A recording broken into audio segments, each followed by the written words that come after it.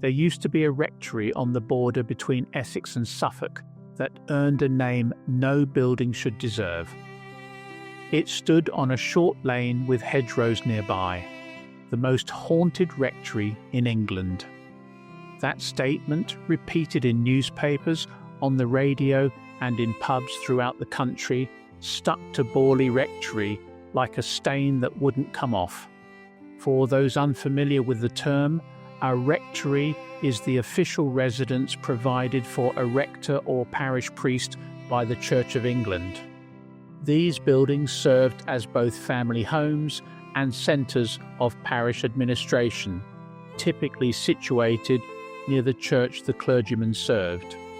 They ranged from modest cottages to grand properties, depending on the wealth of the parish, and many became substantial buildings housing large families along with their domestic servants. The building is no longer there. Following a mysterious fire, it was first reduced to charred walls, then to debris following demolition, and finally to memory. But the questions it raised are still very much alive. What really went on behind those walls? Were the stories factual, fabricated, or something in between? And why did this rectory in this corner of rural England become the centre of such intense interest and fear? This is the dark story of Borley Rectory, the most haunted building in Britain. Not the simple ghost stories told around campfires, but the story of the people who lived there, the investigators who looked into it, the arguments that came up about it, and the uncomfortable truths that emerged long after the last brick was carted away. Please like, subscribe, and let me know in the comments which location you want me to investigate next if you enjoy learning about architecture and the families that shaped it. These detailed accounts are only possible because of your support. Let's start the story at the beginning, not with ghosts or seances, but with bricks and mortar, a priest who needed a place to live, and the decision to build one on land that people already murmured about. It was the year 1862. Under Queen Victoria, England was a country of church spires and parish records, servants and strict social hierarchies, gaslighting in cities, and candles in country dwellings. The Church of England took care of both spiritual and practical matters. It placed clerics in livings all over the country, and each one needed a proper residence from which to lead their congregation. The Reverend Henry Dawson Ellis Bull came to the parish of Borley with the task of building a rectory. The former dwelling was thought to be too small and uncomfortable for a clergyman with a growing family. The church gave Bull funds to construct a new structure, and he went to work on it with the practicality that a Victorian clergyman would bring when managing both spiritual and worldly matters. He picked a piece of land next to the old parish church of St. Mary the Virgin that would later become the subject of endless speculation. The church itself was hundreds of years old, with certain elements built in the Norman style and added to throughout the Middle Ages. People in the area believed that a Benedictine priory had once stood nearby. The monks there had met the spiritual needs of the community until Henry VIII's dissolution put an end to such institutions. There wasn't much concrete archaeological evidence for this monastery. It was mostly based on local recollection and guesswork rather than on excavated foundations or written records. But the tradition lived on, passed down through generations of villagers who pointed to the church, the fields around it, and even the ground beneath their feet, and said that holy men had walked there long ago. The other reports circulating among the villagers were much more troubling. People said they saw a ghostly nun roaming around the grounds after dusk. Stories had been told about strange sounds at night, footsteps where no one walked, and voices where no one spoke. People told stories about a young woman dressed in religious clothing who appeared in the lanes and gardens with her face concealed and her purpose unclear. These stories were so old that no one could say for certain where they originated. They were part of the kind of rural folklore that appears to have been there forever.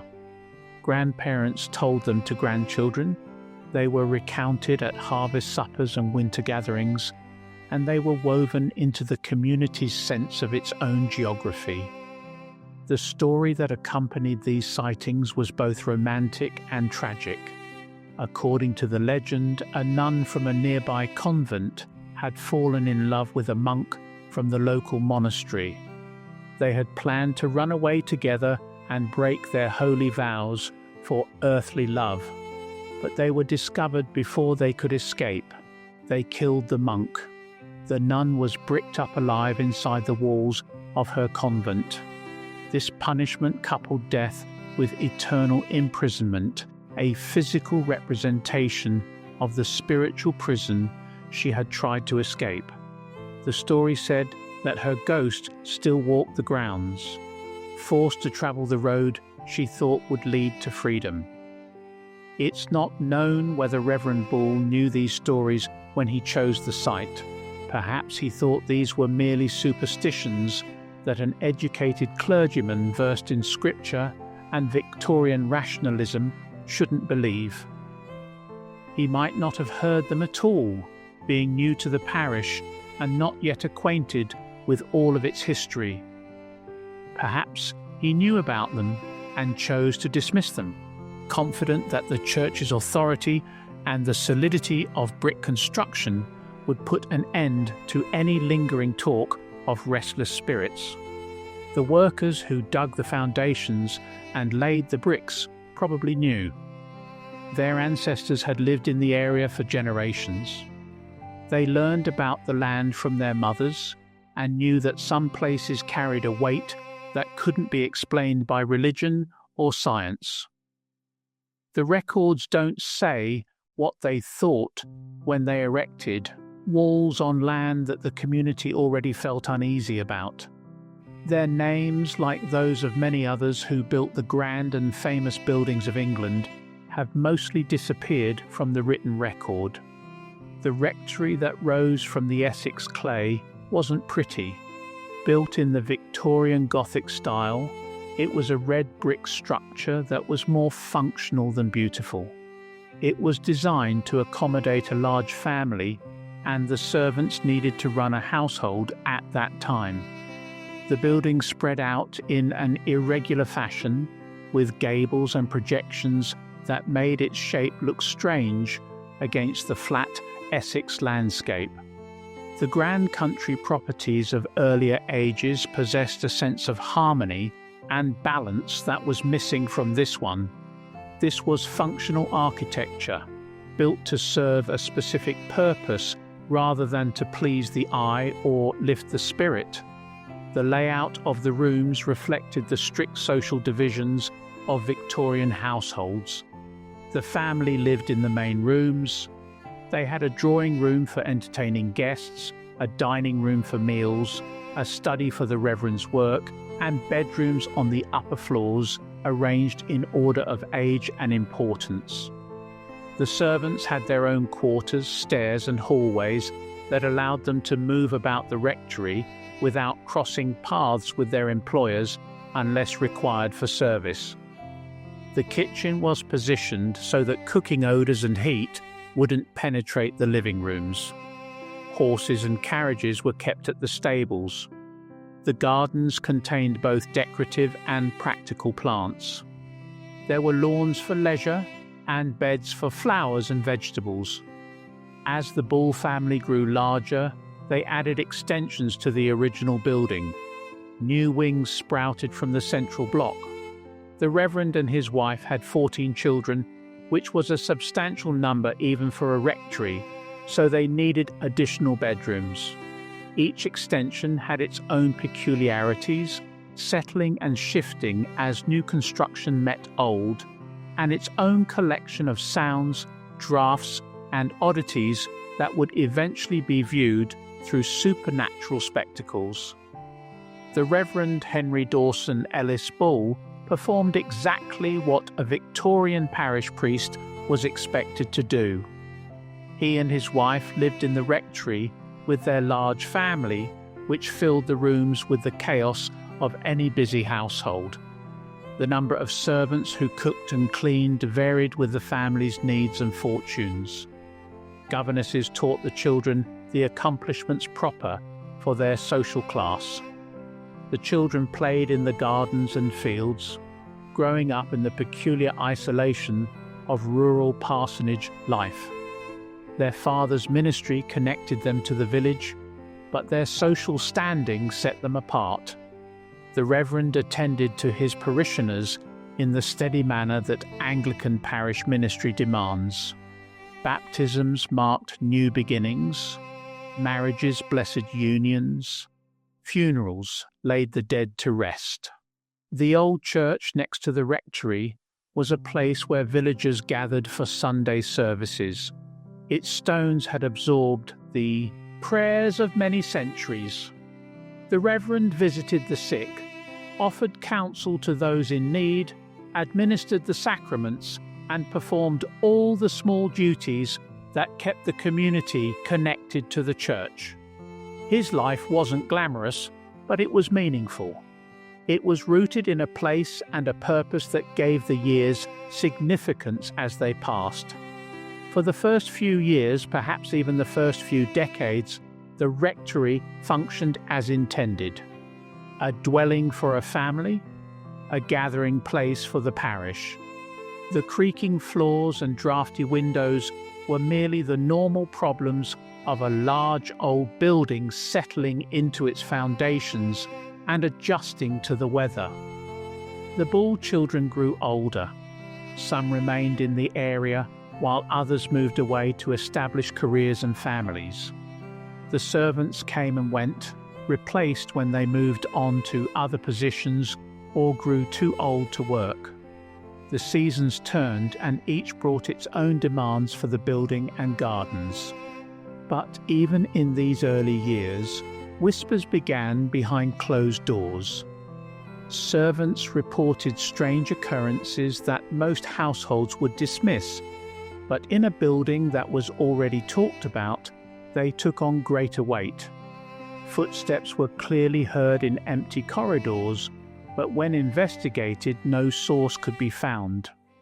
A figure dressed in black and resembling a nun was spotted in the garden at twilight, but vanished as someone approached. Objects moved for no apparent reason, found in different places than where they had been left, and no servant would admit to having touched them. The children who grew up in the rectory absorbed these stories as part of their upbringing. Some dismissed them because Victorian education taught them to be confident in reason. Others became fascinated by what might or might not be happening in their own dwelling. They collected accounts, compared their own experiences, and created a family mythology that would persist long after they had grown and moved away. Even for those who didn't believe in the supernatural, the atmosphere of the rectory was never entirely normal or comfortable. There was an uneasiness about Borley Rectory. It made people pay extra attention during quiet moments and glance over their shoulders on the way to bed. It is said that Reverend Bull witnessed the ghostly nun on several occasions. He reported seeing her glide along what became known as the Nun's Walk, a pathway beside the lawn where the figure was most frequently observed. She moved in a peculiar fashion, not quite walking but not floating either. It seemed as though she was following her own rules of motion as she crossed the ground. She never spoke to him. She never acknowledged him. She simply continued on her way and suddenly vanished, blending into the night air as if she had never been there. It's not clear from his writings whether the Reverend truly believed in her supernatural nature or was searching for logical explanations. He was a priest trained to believe in a spiritual realm beyond the physical world, where angels and demons and the souls of the dead awaited resurrection. He was also a man of his era, educated in the ways of Victorian science and inquiry, and inclined to seek natural explanations for strange events.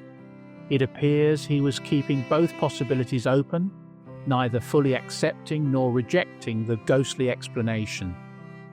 The Reverend Henry Dawson Ellis Bull passed away in 1892 after residing in the rectory for 30 years. He was buried in the churchyard adjacent to the building where he had served and lived. His grave marker joined the stones of generations of Borley residents. His son, the Reverend Harry Bull, assumed the living and continued to occupy the rectory, maintaining the family's connection to Borley for more than 50 years. The accounts intensified during Harry Bull's tenure. Harry was unlike his father. He was more eccentric and willing to engage directly with the mysterious possibilities of his surroundings. He seemed to want the ghostly reputation to flourish as he constructed a summer house at the end of the lawn that offered an excellent view of the Nuns' Walk. He would sit there on warm evenings with a pipe in hand, apparently waiting to observe the ghost in comfort. It's difficult to say precisely what this meant. Was it genuine belief, an odd sense of humour, a way to test his own perceptions, or something else entirely? Harry Bull never married and lived in the rambling rectory with his sisters. Some of them reported having strange experiences there. It is worth examining closely the pattern that develops from these early decades. Most of the claims were about things that happened privately. They focused on family members and servants rather than outside investigators. They were mostly recollected in later accounts rather than documented at the time, meaning they were filtered by memory and the distortions that come with it. The rectory stood in a remote part of the Essex countryside, far from large towns. The church and the occasional visitor were the only connections to the outside world. Stories grow in such isolation. Long winter nights spent talking and lighting candles, with the nearest neighbours far away and the community small and closed off. Servants who came from elsewhere brought stories of haunted dwellings they had heard about or worked in, adding to the atmosphere of the place. Children with vivid imaginations could find plenty of gloomy corners to explore and empty rooms to fill with invented fears. A father who was a clergyman and didn't entirely forbid discussion of the supernatural may have unintentionally created an environment where such talk flourished. The rectory itself was large and irregular, which made it prone to misidentifications, strange sounds travelling through walls and floors, and shadows appearing in unexpected places. None of this proves that the rectory was haunted. Equally, none of it demonstrates that it wasn't. The early history of Borley Rectory shows that it is built on rumours and reports passed down from one generation to the next, gaining weight and detail with each retelling. The rectory had already acquired a reputation in the area by the time Harry Bull died in 1927, after living there for 35 years. Newspaper articles and professional investigations were about to transform that reputation into something far larger and more contentious than the quiet hauntings of the Bull family. The Reverend Guy Eric Smith and his wife moved into Borley Rectory in 1928. They were new to the area and unfamiliar with the stories that circulated about their new residence. They were newcomers to this rural parish and lacked the multi-generational connections to Borley that the Bulls had possessed. They learned about the local legends quite quickly. The Smiths began to experience what they believed was paranormal activity almost immediately. The events were varied and persistent, impossible to ignore or dismiss as mere imagination. Bells rang without any cause. The old servant bells that connected different parts of the rectory jangled in their brackets as if phantom hands were summoning them. At night, strange noises filled the building. There were footsteps in empty corridors, knocks on walls, and whispering that seemed to come from nowhere and everywhere at once. A skull, or what appeared to be a skull, was discovered wrapped in brown paper in a cupboard. It was an odd relic that seemed to confirm the worst elements of the local stories. Who had placed it there? Why was it hidden and wrapped rather than properly buried? There were more questions than answers could provide. Servants handed in their notice because they refused to work in a residence that unsettled them so greatly. Finding replacements proved difficult. People in the area had heard that something was wrong at the rectory. The ancient myths were proving true, and the new residents had awakened whatever had been slumbering there. The Smiths became increasingly isolated since they couldn't maintain the workforce that a building of that scale required. They had to manage with fewer hands than the work demanded. Mrs. Smith, distressed and seeking answers, took a step that would transform Borley Rectory from a local curiosity into a national obsession. She wrote a letter to the Daily Mirror newspaper asking whether they might recommend someone to investigate the bizarre occurrences. It was an unusual move for a clergyman's wife to admit that she was at a loss, which may have attracted unfavourable attention, but she was desperate for a solution. The newspaper didn't simply provide a name, they recognised a story when they saw one. They assigned a reporter to cover whatever might unfold, and they contacted a man named Harry Price.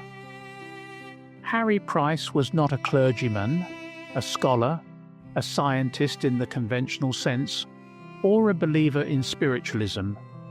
He was either a pioneering psychical researcher who brought rigour and method to the study of the unexplained, or a clever self-promoter who manufactured mysteries for personal advancement, depending on whom you asked.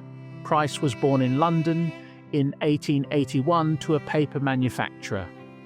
He had been interested in the paranormal for decades, apparently dating back to his childhood. He founded research organizations that investigated claims of the supernatural. He assembled a vast library of occult books that would eventually number more than 17,000 volumes. He involved himself in famous cases of alleged hauntings and spiritualist fraud, always with an eye for publicity and always with a talent for attracting press coverage. Price had exposed fraudulent mediums by attending seances and working out how they produced their seemingly impossible effects. He had also investigated supposedly genuine mediums and subjected their claims to tests that he devised and administered. He had written books and articles for both popular and specialist audiences. He had cultivated relationships with journalists who would report on his work, understanding that publicity was the lifeblood of his field. By the time he arrived at Borley Rectory in 1929, Harry Price was one of the most famous figures in British psychical research. Later critics would say that he was also deeply invested in finding phenomena that would maintain his public profile and justify his claim to be Britain's foremost ghost hunter. Price arrived at Borley in June of 1929, accompanied by a reporter from the Daily Mirror. The newspaper had arranged the visit in advance because they anticipated it would make compelling copy. Price brought such equipment as he possessed: thermometers that could detect cold spots alleged to indicate ghostly presence, cameras to capture any visual manifestations, notebooks for precise record keeping, sealing wax to mark doors and windows so that any tampering could be detected. The instruments were crude by modern standards, but they represented Price's attempt to apply scientific method to a subject that was usually based on anecdote and impression. What transpired in the days that followed became legendary, but the precise circumstances depend heavily on which account you believe. Price reported that stones were thrown by unseen hands, small pebbles that appeared from nowhere and struck floors and walls. He observed the same servant bells that had troubled the Smiths ringing by themselves. Now they were ringing for an investigator with a notebook and a journalist with a deadline. He witnessed a candlestick hurled through the air without any visible force, striking a wall with enough impact to leave a mark. A red glass vase shattered. Keys fell from locks. The phenomena seemed to respond to the presence of the investigators, intensifying as if aware they were being observed. The séances conducted at the rectory reportedly brought messages from spirits. Using a planchette, a small board that moved across paper to spell out words, the sitters received communications from various entities. The most significant claimed to be a nun named Marie Lair. She said she had been murdered on the site centuries before after fleeing her French convent to marry a member of the Waldegrave family. She claimed she had been strangled and her body concealed in the cellar of the building that later became the rectory. She wanted prayers for her soul. She wanted her body found and properly buried. She wanted release from whatever bound her to this place of violence and betrayal. The Daily Mirror produced breathless articles about the investigation. The headlines promised excitement and fear, delivering authentic supernatural stories to readers with their morning tea. The stories were eagerly consumed by the public, who were hungry for thrills in the years between the wars, when the memory of one catastrophe was fading and the dread of another had not yet fully crystallized. People who were curious and those who believed in ghosts alike made pilgrimages to Borley Rectory, which became Britain's most celebrated haunted dwelling. Letters flooded into the rectory, Price's office, and the newspaper. People wanted to visit and witness the events for themselves, to become part of the story as it unfolded. The Smiths departed the rectory after only a few months because they couldn't cope with all the attention and strange occurrences. Whatever they had hoped to achieve by contacting the newspaper, it wasn't this circus of reporters and investigators or the spectacle of their troubled dwelling being scrutinized by the entire country. They moved on to another residence and parish, clearly relieved to leave Borley behind. It proved difficult for the church to find someone to assume the living because of its notoriety. While church leaders debated what to do with a rectory better known for its ghosts than for its spiritual purpose, the building sat mostly vacant. Eventually the decision was made by the Reverend Lionel Algernon Foyster and his wife Marianne.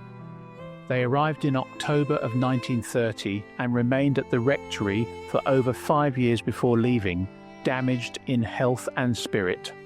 They left behind a record of events so intense and controversial that debate about their reality continues to this day. From an investigative perspective, the Foyster period is both the most dramatic and the most problematic chapter in the Borley history. Lionel Foyster was a cousin of the Bull family and connected to the rectory by blood as well as by ecclesiastical assignment. He was considerably older than his wife. When they moved to Borley, he was in his 60s and Marianne was still in her 30s. He was also unwell. He suffered from rheumatic heart disease, which limited his activities and would eventually contribute to his death. The household comprised their adopted daughter Adelaide, a succession of servants who came and departed with alarming frequency, and occasionally other family members and visitors who were drawn into the strange occurrences at the rectory. Under the Foysters, the events reportedly escalated dramatically. Objects flew across rooms with considerable force, not merely moving but hurling themselves as if propelled by immensely strong, unseen hands. Bottles appeared from nowhere, materializing on tables and shelves without explanation. Stones and rocks rained down inside the rectory, striking walls and floors and creating a din that must have been terrifying. Some were large enough to cause injury if they struck someone directly. The servant bells rang constantly, creating a cacophony that must have frayed nerves already stretched thin by the bizarre happenings. Doors locked and unlocked themselves. Furniture shifted during the night and was found in different positions each morning. The temperature dropped inexplicably in various rooms, leaving cold patches that persisted regardless of the weather or heating. Marianne experienced the most dramatic of the recorded phenomena, or at least bore the brunt of them. She claimed that invisible forces threw her from her bed. Flying objects struck her. She developed mysterious scratches, abrasions, and bruises that appeared without clear cause. Most disturbing were the messages that appeared written on walls throughout the rectory. They seemed directed at her personally, pleading for help, requesting prayers, and conveying a sense of urgency that was almost desperate. The writing was crude, the spelling frequently incorrect, and the messages fragmented and difficult to interpret. "I cannot understand Marianne. Please help me more. Please help Marianne get." Marianne liked mass prayers. The walls of Borley Rectory became a medium of communication for whatever presence or presences inhabited it. The Reverend Foyster kept an extremely detailed diary of the occurrences, recording hundreds of separate incidents during their residence in the rectory. He wrote with the meticulous attention to detail that his education and vocation had instilled, documenting dates, times, witnesses, and precise descriptions of each event. He believed, or at least acted as though he believed, that something genuinely otherworldly was occurring in his dwelling.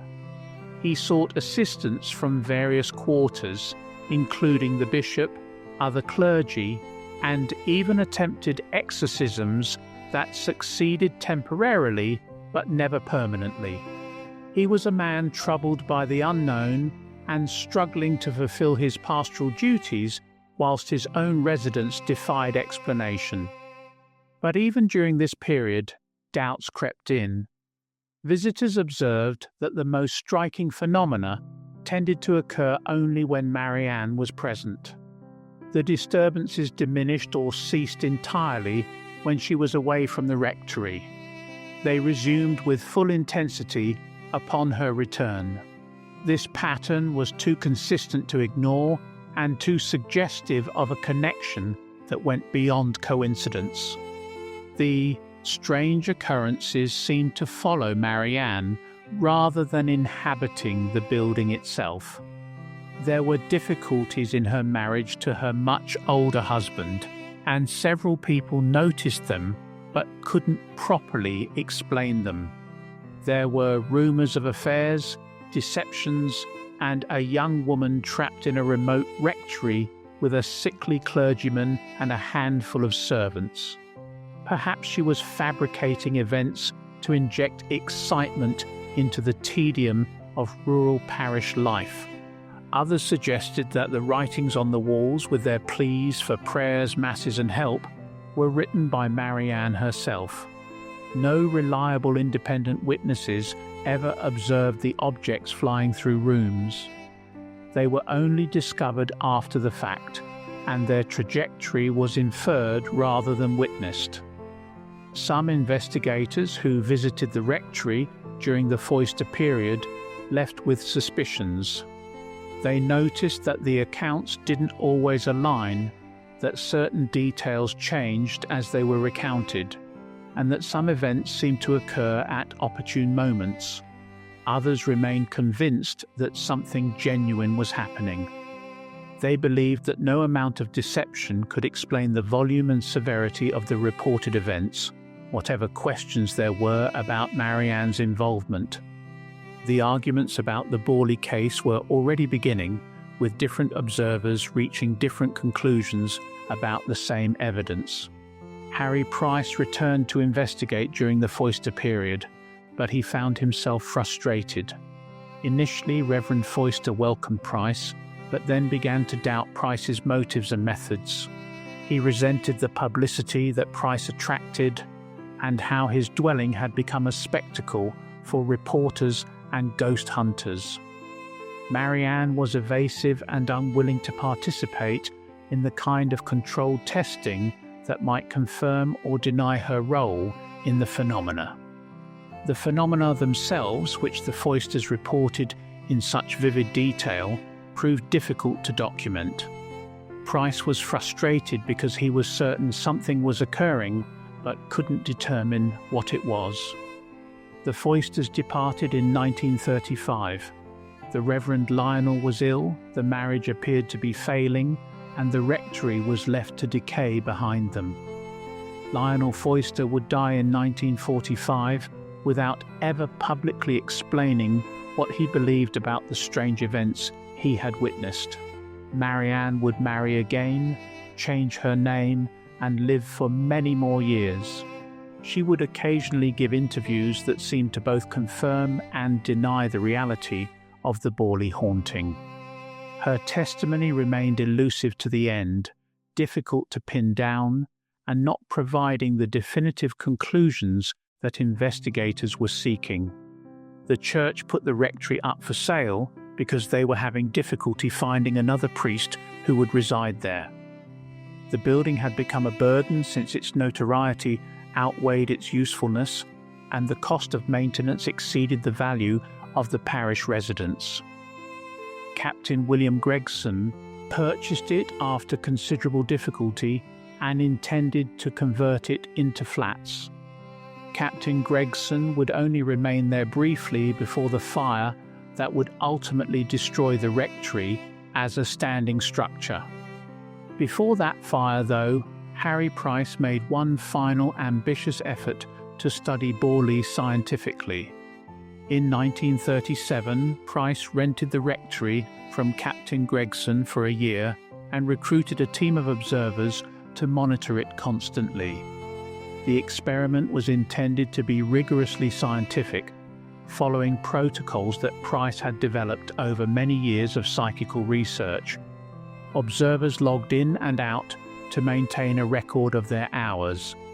Equipment was positioned to detect variations in temperature and movement. The building was divided into zones, and each zone was assigned to a different observer who was responsible for documenting what occurred in that area. Mercury was placed in sealed containers to check for vibration. Thermometers were distributed throughout the dwelling. Cameras were ready to capture any visual phenomena. Seances were conducted under controlled conditions, with measures taken to prevent fraud and contamination. The sitters were a mixture of believers and skeptics, intended to provide balance and prevent wishful thinking from influencing the results. Price wanted to determine once and for all whether Borley Rectory was genuinely haunted or whether the strange occurrences could be explained by natural causes. The investigation would be exhaustive, thorough, and beyond reproach. As with everything else connected to Borley, the results were contentious.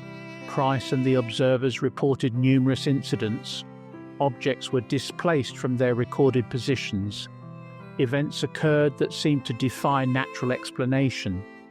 The temperature data showed anomalies, with cold spots that persisted in areas associated with the supposed haunting. During the seances, the alleged spirit of Marie Lair communicated further messages, providing additional details about her fate and predicting that the rectory would be destroyed by fire.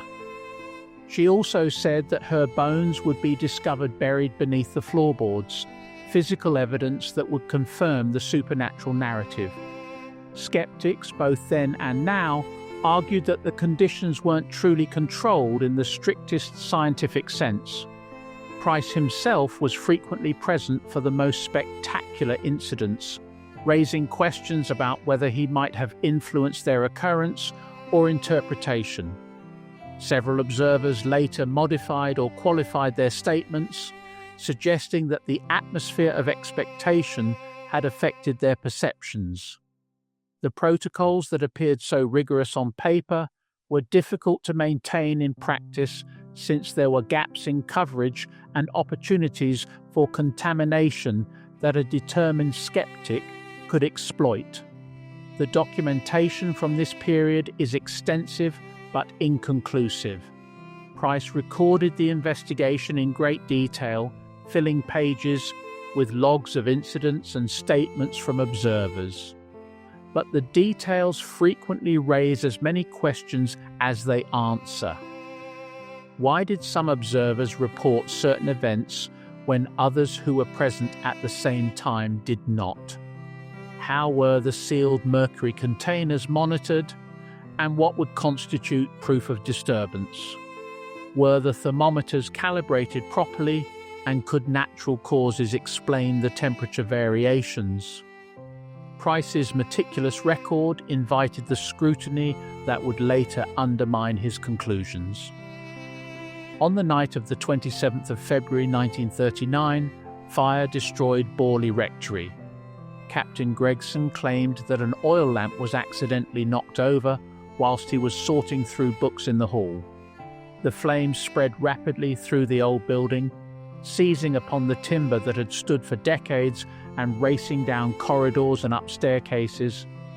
They found fuel in the furniture and fittings that had accumulated over generations. By morning, the rectory was a shell of its former self. Its walls remained standing, but its interior had been consumed.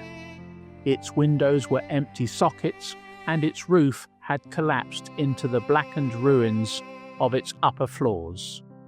Some people believed the fire fulfilled the seance predictions, suggesting that Marie Lair's ghost possessed foreknowledge of the future.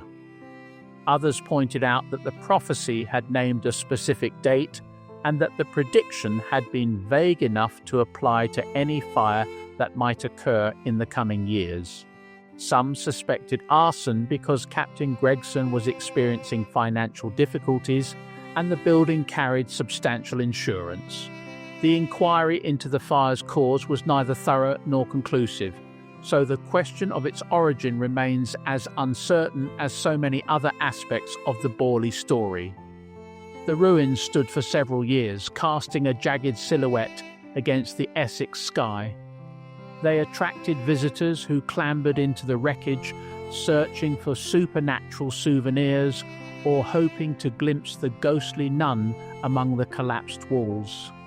The curious, the morbid, and the adventurous made pilgrimages to the burnt-out shell to touch the stones where so many strange events had allegedly occurred. Harry Price returned to dig for the bones of Marie Lair, which the séance had promised would be found. He claimed the bones he recovered beneath the cellar floor belonged to the murdered nun. The discovery seemed to vindicate the entire investigation and provide the physical evidence they had been seeking from the start.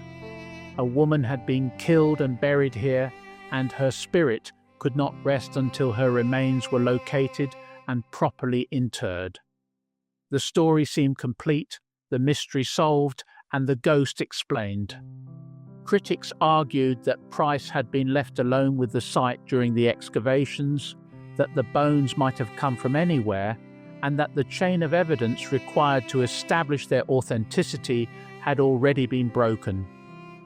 Subsequent analysis suggested multiple possibilities. The bones might be pig bones misidentified in the excitement of discovery.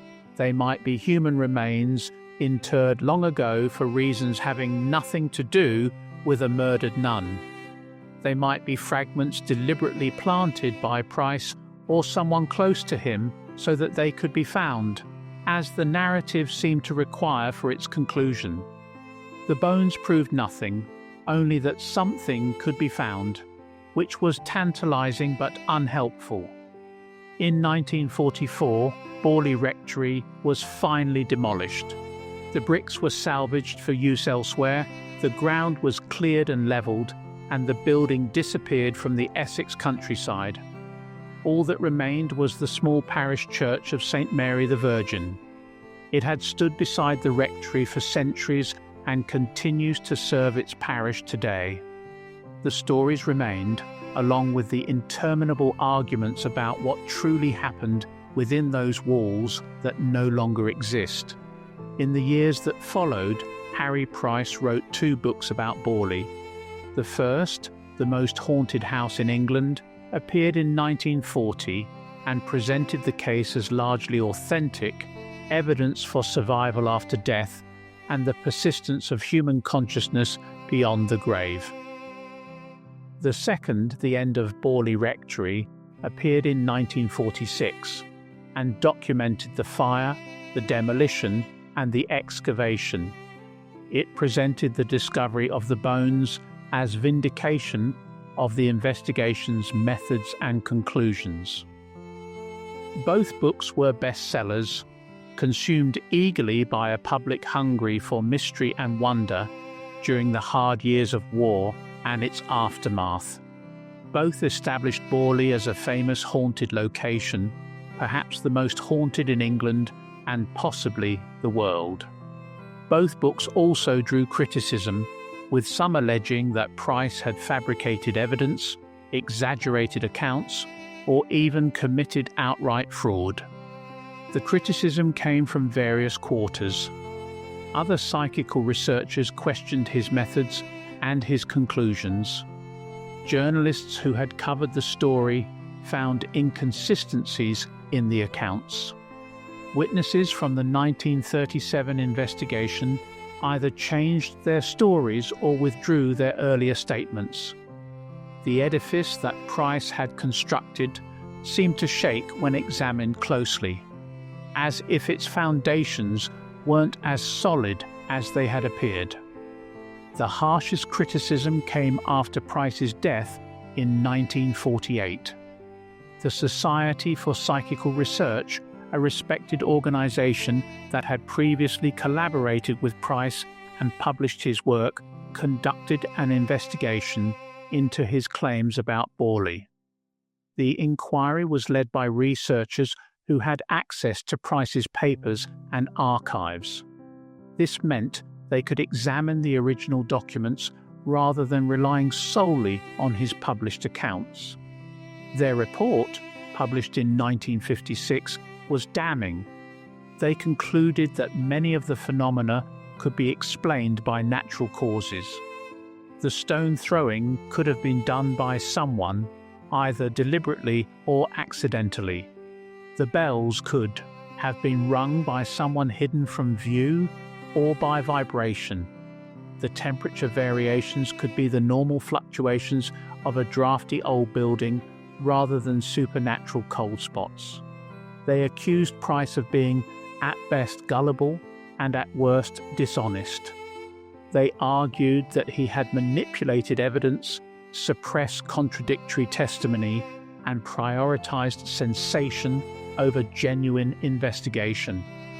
The report also examined Marianne Foyster's role and concluded that she was responsible for creating at least some of the phenomena during her residence at the rectory. The Society's report did not entirely demolish the Borley case. Even after accounting for natural explanations, some events remained difficult to explain. Some witnesses maintained their accounts even when given opportunities to recant. The sheer volume of reported phenomena, spanning decades and involving dozens of different observers, couldn't all be dismissed as fraud or misperception. But the report severely damaged Price's reputation and cast doubt on the reliability of his methods and conclusions. The most haunted building in England started to look like the most disputed building in England, its status as a genuine haunting questionable at best. defenders of Price counterattacked vigorously. They argued that the society was biased, determined to discredit a man who had challenged the establishment.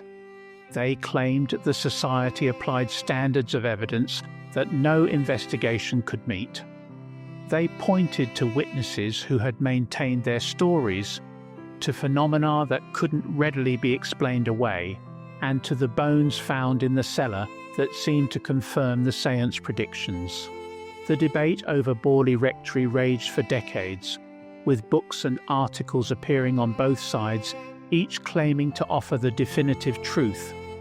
The critics' criticisms have also been criticised. Later scholars have examined the Society's report and identified methodological weaknesses, unsupported assumptions, and conclusions that exceeded the evidence. The debate has become a debate about debates, an argument about how to argue about hauntings. The actual events at Borley have become increasingly difficult to discern through the layers of interpretation, contamination, and disputation. What can we say with certainty about what happened in that remote rectory in Essex?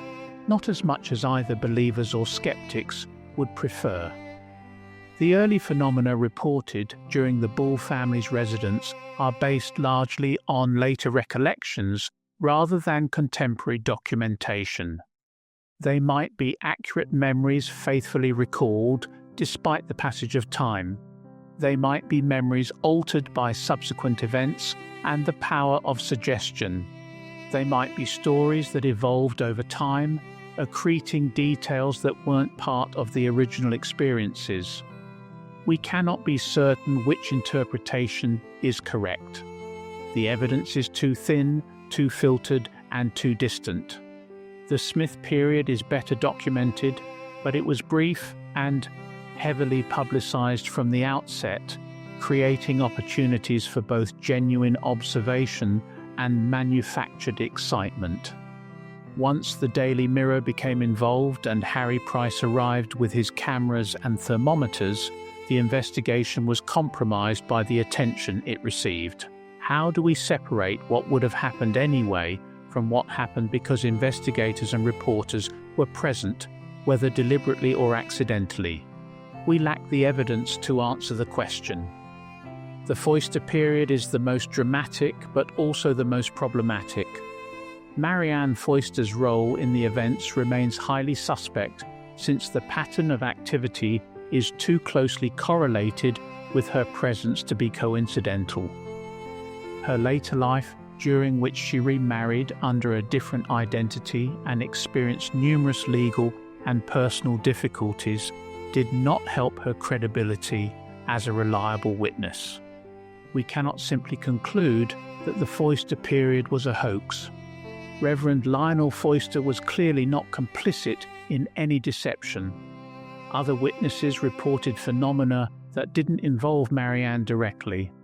If the occurrences were fabricated, it would have required considerable effort and ingenuity to maintain the deception over several years without detection. Harry Price's involvement complicates everything. He was not a disinterested observer. He was a publicist, a showman, and a man who had built his reputation on the reality of the paranormal. He needed dramatic cases to maintain his public profile. His methods were inadequate even by the standards of his time. His documentation was inconsistent in ways that a more careful investigator would have avoided. His eagerness to engage with media, seek out publicity, and position himself as the hero of each investigation undermined his credibility as an objective researcher. But none of this demonstrates that he fabricated the phenomena. A man can be a poor investigator and still witness genuine events. A man can be telling the truth even whilst promoting himself. The problem is distinguishing signal from noise in a record that is heavily contaminated by promotion and performance. There are other questions that deserve more attention than they typically receive. Who were the people who actually lived and worked at Borley Rectory, not the clergymen whose names appear in parish records, not the investigators who wrote the books that filled library shelves, but the servants who cooked and cleaned, who slept in the attic rooms, and who dealt with whatever was in the corridors when the family went to bed. Many servants passed through Borley Rectory. Few remained for long. Their complaints about the building appear in the historical record occasionally, usually filtered through the accounts of their employers or investigators. They heard footsteps, they saw shapes, they felt presences that made them reluctant to be alone in certain parts of the building. They handed in their notice and departed, some with less than a day's warning, unwilling to spend another night under that roof. The families they served struggled with the consequences of their departures. Finding new servants in a remote rural parish was never straightforward. It became increasingly difficult for a property that was acquiring a reputation for strange activity. Words spread through the networks of domestic service, the registry offices, and personal referrals that matched servants with positions. Borley Rectory became a place to avoid, and only the most desperate or the most adventurous would accept employment there. These were the people who laboured for modest wages to keep a household running in a remote and uncomfortable location. They dealt with whatever was or wasn't happening at Borley on a daily basis.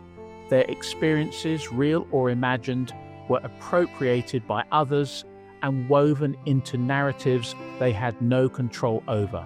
When a servant reported seeing a ghost, her employer decided whether to believe her, whether to add it to the family's growing story of the haunting, or whether to dismiss it as hysteria or attention-seeking. The historical record of Borley Rectory is not a neutral collection of evidence. It is a document shaped by people with authority who brought their own expectations and prejudices to the material. The physical structure of the rectory was also a participant in these processes. The building was designed around separation. The servant quarters were distinct from the family rooms, and the service corridors and back stairs kept working-class bodies out of sight. Reports suggest that the strange phenomena occurred throughout the building, in both family and servant areas. But the stories that emerged from these different spaces were received differently, depending on the social status of the people who witnessed them. Understanding Borley Rectory requires attending to these dynamics and recognizing that ghost stories are rarely just about ghosts. They are about the social context in which they occur, the anxieties and tensions they express, and the different uses to which they are put by different people with different interests. The servants of Borley, whose names have largely been forgotten and whose experiences have mostly been related through the filter of their employers and investigators, deserve a place in this history that they have not often been given. The architectural history of the building also deserves closer examination. The rectory grew organically into a collection of extensions and modifications that didn't quite fit together. Different parts were constructed at different times with different materials and techniques. Such buildings are never entirely settled since they shift over time. The floorboards move, the walls don't quite meet. Air moves through gaps that can't be seen, creating sounds that can be heard as footsteps or voices. Pipes make noises and knock. Plumbing can readily be mistaken for ghosts by someone unfamiliar with the idiosyncrasies of old buildings. The location itself played a role that is often underappreciated. The area around Borley is flat, agricultural, and sparsely populated. The nearest towns are a long journey away. The roads are narrow and dark. The winter nights are long and profound, the kind of darkness that people in cities rarely experience. The darkness presses against windows and seems to fill rooms that aren't sufficiently lit. Electricity arrived late in these areas, and even after it did, it wasn't always reliable. When the power failed, families returned to candles and lamps. Consider living in that building in that location before television and radio provided constant companionship. Consider the long evenings when entertainment consisted of books and conversation, the creaking of a large old structure settling in the cold, the wind moving through gaps you can't see, and the isolation that weighed on the mind over months of short days and long nights. In such conditions, the imagination thrives. The brain has evolved to detect threats in ambiguous stimuli, which means it is predisposed to perceive patterns, hear voices, and sense presences. It is a survival mechanism that served our ancestors well on the African savanna, but it is less useful in a Victorian rectory where every rustle might be interpreted as otherworldly. The story of Borley Rectory is also a story of how culture and the media construct ghost stories. Before the Daily Mirror articles, the rectory was known locally but not nationally. The press coverage transformed it, amplified it, and set expectations for future visitors and residents. Once you hear that a building is haunted, you approach strange occurrences differently. A creak that might otherwise be ignored becomes evidence of the supernatural in a building already labelled as haunted. The shadow that might be dismissed becomes a figure. The draft that might be unremarkable becomes a cold spot. Harry Price understood this dynamic perfectly. His publications and broadcasts didn't just report on Borley, they created Borley, shaping perceptions in ways that were impossible to separate from whatever reality was actually there. The fire that destroyed the rectory might seem like a natural conclusion, but stories don't respect physical destruction. Borley has continued to attract attention in the years since its demolition. Paranormal investigators have visited the site and reported strange occurrences in the churchyard and on the grounds where the rectory once stood. People have seen the nun walking her path, even though the path itself no longer exists, because the landscape has changed and grown over it. People have heard unusual sounds and witnessed unexplained phenomena at the church. The story has outlived the building that gave it birth. Books and documentaries have re-examined the evidence and made cases for and against the authenticity of the haunting. Academics have analysed the case through psychological, sociological, and historical lenses, identifying it as a case study in the formation of belief, the nature of perception, and the construction of supernatural narratives. The story has become self-sustaining, feeding on its own mythology and generating new claims and counterclaims with each passing generation. What remains when we strip away the drama and the controversy? A Victorian rectory built on land that the local community was already uneasy about. A succession of families who lived there and reported strange experiences that cannot be readily dismissed, but also cannot be readily accepted. A parade of servants and visitors who came and went. Some reported witnessing strange phenomena, while others reported seeing nothing out of the ordinary. An investigator whose methods and motives remain disputed and whose work on the case cannot be separated from the possibility that he contaminated it. A fire of uncertain origin that destroyed the building and with it the evidence. And a gap in the ground where a rectory once stood, around which ghost stories still swirl like autumn leaves. the most pressing question that Borley raises is not whether ghosts are real. It is how we come to believe in them, how we gather and interpret evidence, how we construct and destroy reputations, and how our desire for meaning leads us to seek patterns in noise. The rectory was a stage upon which these dynamics played out in particularly dramatic fashion. The cast included genuine believers who thought they were witnessing something real. It included people who probably committed fraud and manufactured phenomena for reasons we can only speculate about. It included rigorous skeptics who applied reason to claims that resisted easy explanation. It included everyone in between who didn't know what to make of reports they couldn't verify or falsify. Consider Marie Laire, the nun whose story was the emotional centre of the Borley legend. According to the séance messages, she was a French novice who fled her convent to marry a member of the Waldegrave family, only to be murdered and buried on the grounds. The story is tragic and romantic. It is the kind of narrative that lodges in the mind and refuses to leave.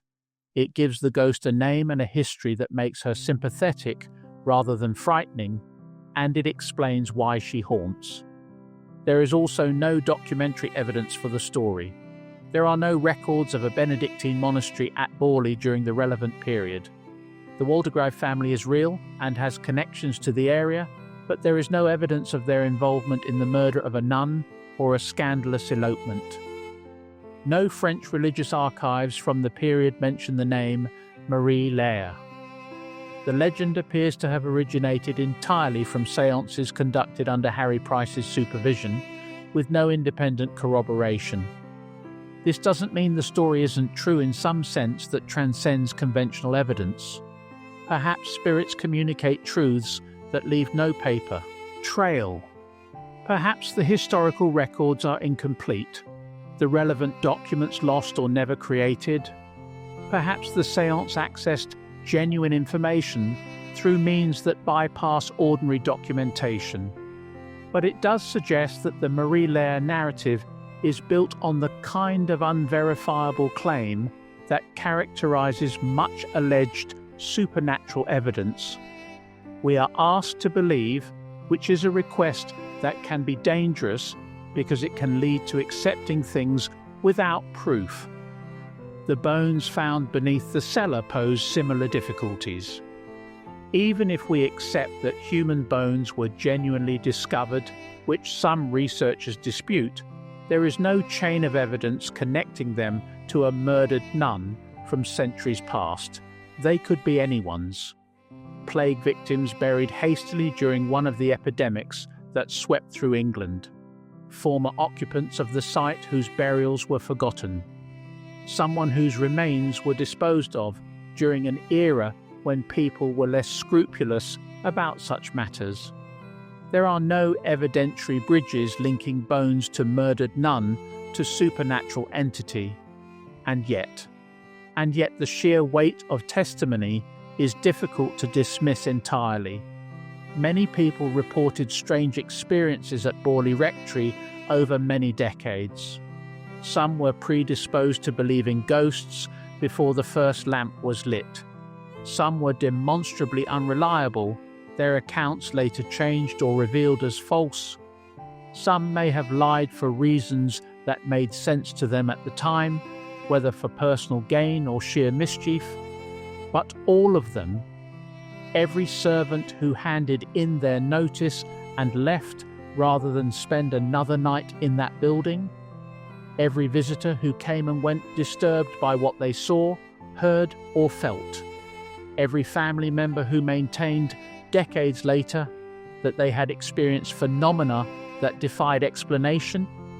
The skeptical position requires believing that all witnesses were either mistaken, deceived, or dishonest, or that a combination of ordinary factors created experiences so compelling that reasonable people perceived them as supernatural. Both conclusions are uncomfortable.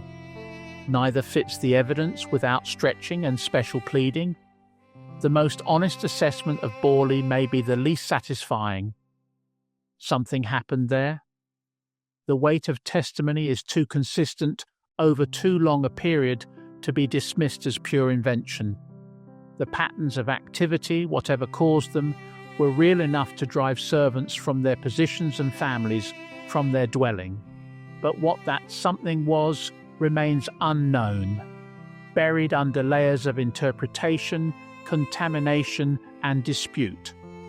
It might have been genuine supernatural activity, whatever that means in a universe whose rules we don't fully understand. Science has mapped much of reality, but not all of it. There remain phenomena that resist explanation and experiences that don't fit comfortably within materialist frameworks. Perhaps Borley Rectory was a site where something in that unmapped territory occurred, where mind and matter intersect in ways we lack the vocabulary to describe. It might have been a pattern of deception and credulity that snowballed due to isolation, high expectations, and media attention. People can deceive themselves and others in ways that don't align with rational analysis. The conditions at Borley, its remoteness, its atmosphere of supernatural expectation, its parade of investigators eager for proof, created an environment where those inclined to fabricate would find receptive audiences.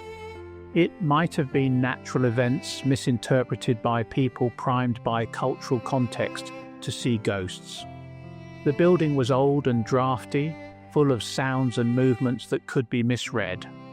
The Victorian and Edwardian periods were times of widespread belief in spirits and survival after death. The media coverage created expectations that shaped perception. In these circumstances, entirely ordinary events could be experienced as evidence of haunting. We don't know. The building is gone. The principal witnesses are long dead. The documentary record has been compromised by decades of dispute and accusation. If there was a truth at Borley, it is now buried as deeply as the bones Harry Price claimed to have found beneath the cellar floor. The site where Borley Rectory once stood is peaceful today. The church still stands, old and grey, serving a parish that has largely forgotten the circus of reporters and investigators that once descended upon it. The Nuns' Walk is overgrown, the path invisible beneath the vegetation that has reclaimed it over the years. The foundations of the rectory have been absorbed by grass and time. Only those who know where to look and what to look for can discern them. Occasionally, a curious visitor arrives with recording equipment and high hopes of capturing proof of the legendary haunting. Most leave disappointed. If the ghosts were real, they probably departed with the building that made them famous. But the underlying story lives on. Numerous lists, videos, books and websites about the paranormal include Borley Rectory as a haunted location. People still debate its authenticity in journals, online forums, and wherever else people discuss the unexplained. Harry Price remains a fascinating figure, despite the many efforts to discredit him.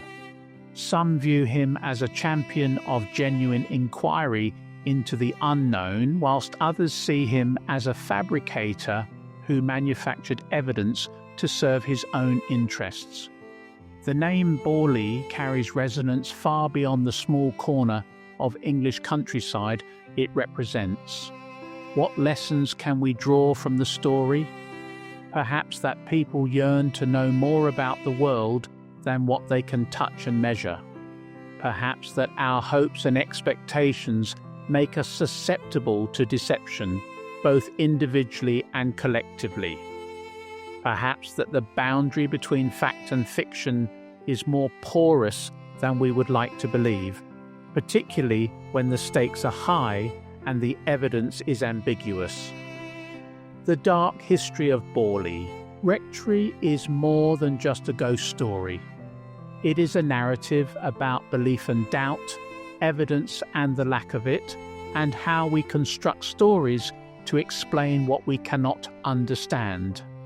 It is an examination of the people who lived in an uncomfortable rectory in a remote corner of England and the people who came to observe them, each with their own agendas and assumptions. It is an account of how fame transforms places and events, how media creates as much as it reports, and how the search for truth can become an obstacle to finding it. The rectory was demolished 80 years ago. The bricks were taken apart and incorporated into other structures, where they might still retain whatever residue of the haunting they absorbed. Some believe that haunted objects carry their charge with them, that the stones of Borley still cause strange things to happen in the buildings they now occupy. Others dismiss this as yet more superstition, layered upon superstition. The site has been quiet for longer than the building stood, but the questions remain, unanswered and perhaps unanswerable. Was Borley Rectory genuinely haunted?